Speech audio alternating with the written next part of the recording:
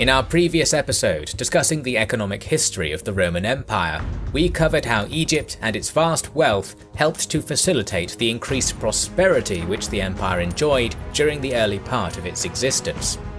While the great fertility of the Nile region and the desert's plentiful mining resources undoubtedly played a part, the greater factor was trade. The well-managed Egypt began to function as a conduit for massively prosperous trade to and from the east. In this video, we shall discuss the various routes used for this trade, its history and its products in more detail. Welcome to our video on the Red Sea route, Indian Ocean trade and how it interacted with the Roman Empire. This video is sponsored by Imperator Rome, the newest historical grand strategy game from Paradox Interactive. Build a glorious empire out of blood and marble. Take the reins of power over any of hundreds of ancient nations, including Rome and Carthage, as you slowly expand to dominate the classical Mediterranean, Europe, and India. Expand trade, build roads, and command armies on the most detailed map ever made for a Paradox game. But keep an eye on your generals and governors. Some of them will increase their own power and plunge your land into civil war. Enjoy the panoply and majesty of the world of Caesar and Hannibal in Imperator Rome, coming April 25th. You can support our channel by buying the game via the link in the description. The Indian Ocean was central to the economy of the ancient world. The rich variation of climates across the various ecological zones of the subcontinent and other eastern regions made possible the cultivation of unique spices and other products which could not be grown in the temperate Mediterranean or Western Europe. By the 1st century AD, the Indian population, for example, had grown to around 60 million people, and it is said that the size of their great civilization even awed the Romans. How did the prosperous international trade between the Mediterranean world and the East begin? We shall cover a brief history of that topic now. The Red Sea became prominent in ancient Near Eastern trade during pharaonic rule in ancient Egypt, when the kingdom's rulers launched expeditions into it to make contact with a land known as Punt, which was known to be a land of plentiful incense. Egypt required this valuable commodity due to its religious significance, and they would use it for rituals such as mummification. Carvings and hieroglyphs in the tomb of Hatshepsut reveal how she established a base on the Red Sea coast, from which ships were sent to modern Somalia, returning loaded with frankincense. Almost a millennium later, Egypt was conquered by the great Persian king Cambyses II. His successor, Darius I, conquered the Hindu Kush mountain range and advanced into northern India. Herodotus recorded that the Indian provinces of the Achaemenid Empire subsequently provided a third of all imperial tribute, showing the vast wealth of the Indus region. Alexander the Great destroyed that empire centuries later, but he died young in 323 BC. During the era of warfare after his death, the Seleucid Empire and Ptolemaic Egypt vied for supremacy in battle. To this end, both desired to reinforce their armies with deadly war elephants. The Seleucids initially did not have a problem with this, as they had access to the powerful Indian elephants.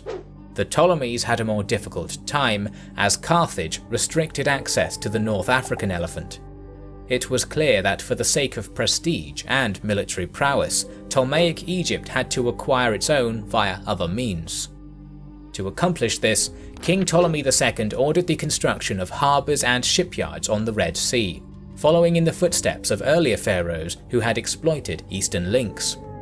A Greek port called Arsinoe was established, along with two more southerly bases named Myos Hormos and Berenike. Using these seaports as staging points, the king sent Egyptian sailors, along with Greek mercenaries, along the African coast, where they established hunting stations in Ethiopia and Somalia. When captured elephants were transported by sea back to Berenike, they were moved inland to the Nile River, a 2-week-long trip inland. During this long journey, the caravans of animal handlers and guards often sheltered in caves or under rock formations to avoid the vicious desert heat of the daytime. They would often leave graffiti in these shelters, scratching their names or drawing the animals they were transporting. For example, an Indian mahout or elephant handler named Sophon asked the Greek god Pan for a safe journey. When they reached the Nile, the beasts were taken aboard barges and transported north on the river to the Ptolemaic heartland. However, by 200 BC, the fading threat of Seleucid military superiority prompted the Ptolemies to abandon their hunting operations. Nonetheless, the infrastructure on the Red Sea remained in place and allowed merchants to capitalize and make profits from Red Sea trade.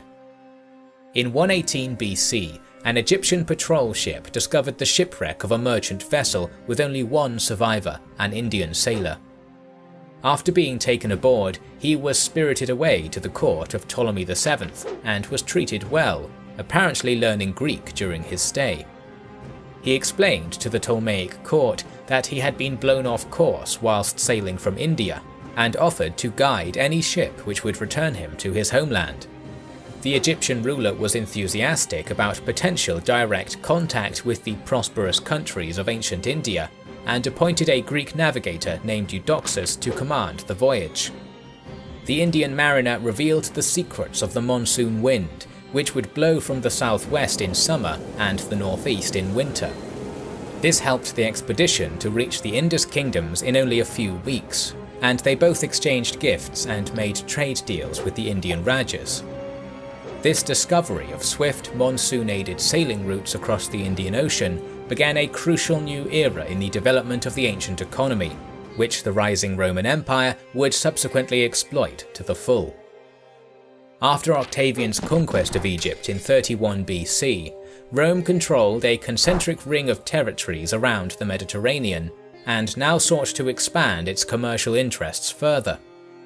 As we mentioned in our previous video, Augustus undertook a significant restoration of Egypt's infrastructure, governed at the time by his prefect Aelius Gallus. This leader was ordered by the emperor to restore the Red Sea shipyard at Arsinoe in order to prepare for a campaign to Arabia. While this ended in disaster, the restoration of harbour facilities allowed Roman merchants to take advantage and build dozens of new commercial vessels with which to undertake new ventures to India. During Gallus's prefecture, his personal friend, the Greek geographer Strabo, accompanied Gallus on a tour of the Nile River, during which he learned that 6 times the number of vessels now made the journey to India than during Ptolemaic times. The Nile city of Koptos was the nexus of the so-called Red Sea route, and was the main hub at which goods from Arabia, India and Africa were received.